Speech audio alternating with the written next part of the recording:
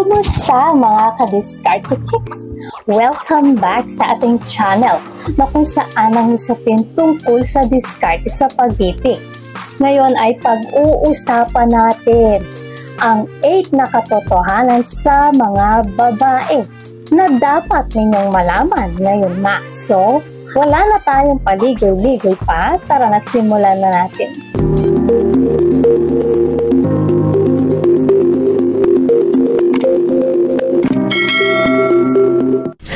Number 1, nahuhuli palagi ang good guys. Guys, napansin nyo ba?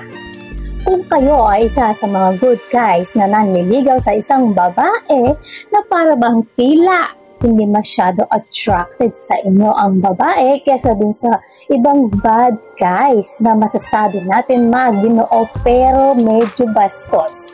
Meron kasing kakaibang attraction sa aming mga babae. Ang mga bad guys siguro yung challenging kasi para sa amin ang mga kajowa ng bad boy. Siguro yung challenge na mapapatino ko ba itong bad boy na ito.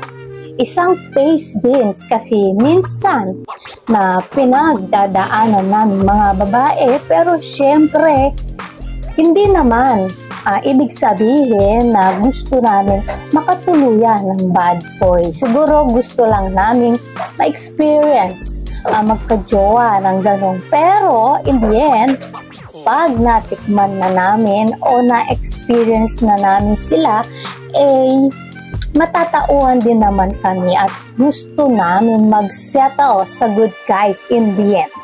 So, number 2, pwede kayo gamitin, no? Mahalagang malaman ninyo ito mga guys na ang mga babae, no, may mga babae naman kasi talaga na ang pagtrato sa inyo ng babae ay depende rin sa kung paano ninyo pinresenta ang sarili nyo sa kanya noong nanliligaw pa lamang kayo.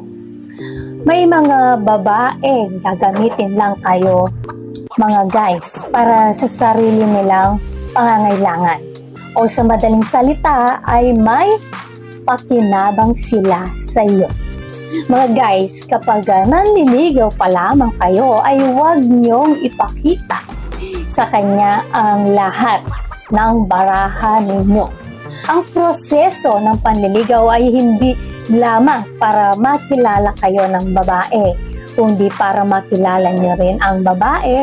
So, two-way street po ito sapagkat let's face it, may mga babaeng nagjujowa ng out of convenience and necessity. So, kilatisin ninyo rin mabuti ang babae at baka gagamitin lang niya kayo.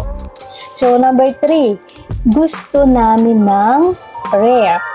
Guys, kapag marami kaming nanliligaw, minsan ay mas na-attract kami sa isang manliligaw na hindi kasing available na iba. Kasi kapag namimili kami ng lalaki, kahit syempre tinitimbang namin sa inyo pero merong tinatawag na X-factor Ito yung misteryosong lalaki.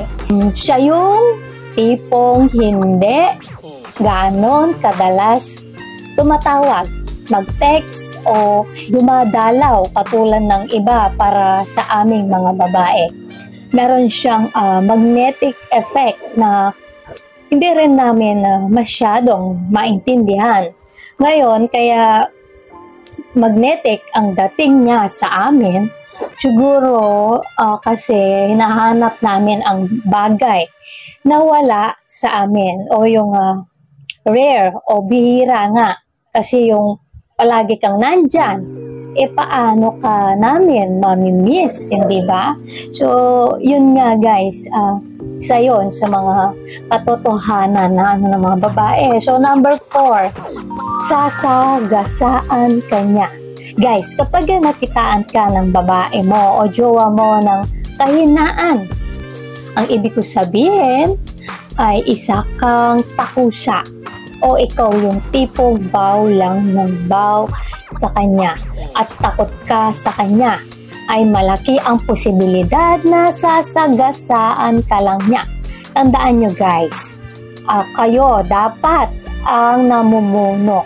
Kaya ang tawag ay padre de pamilya.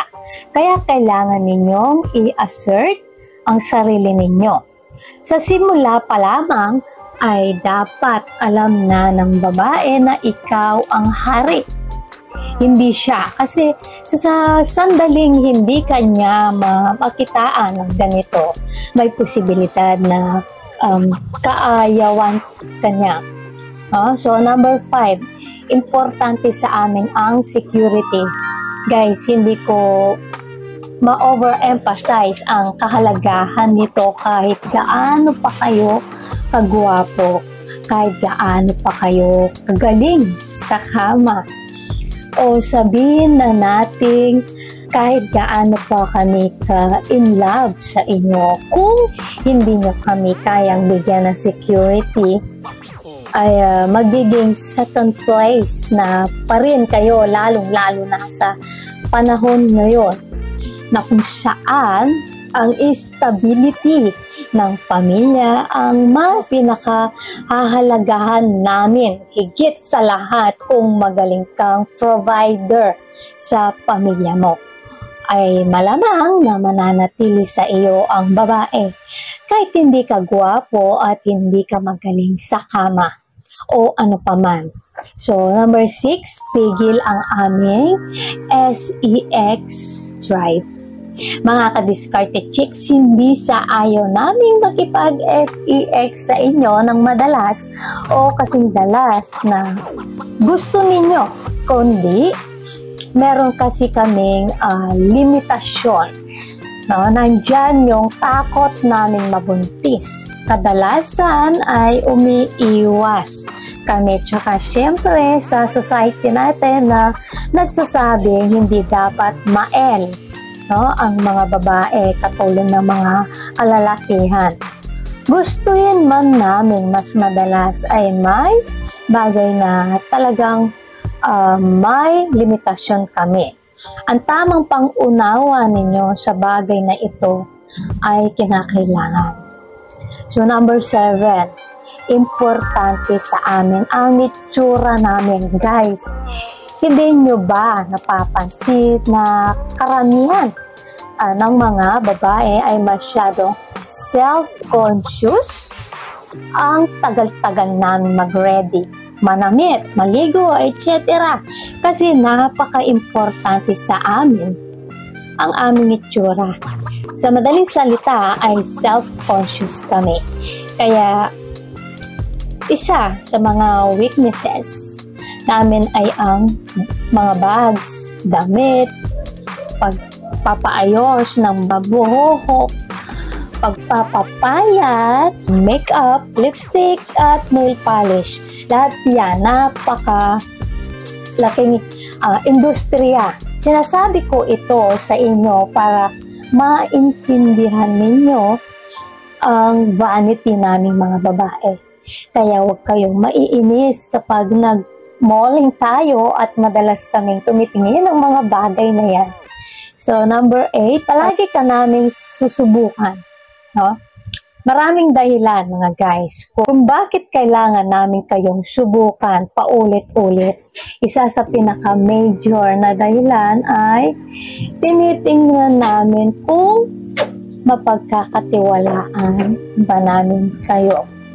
Kung hanggang saan ang hangganan ninyo at iba pa, kasama na rin dyan yung magkakasundo tayo sa expect nyo na yan mga guys, ligawan pa lang kahit hanggang magsajowa na kayo ay susubukan at susubukan kayo ng babae.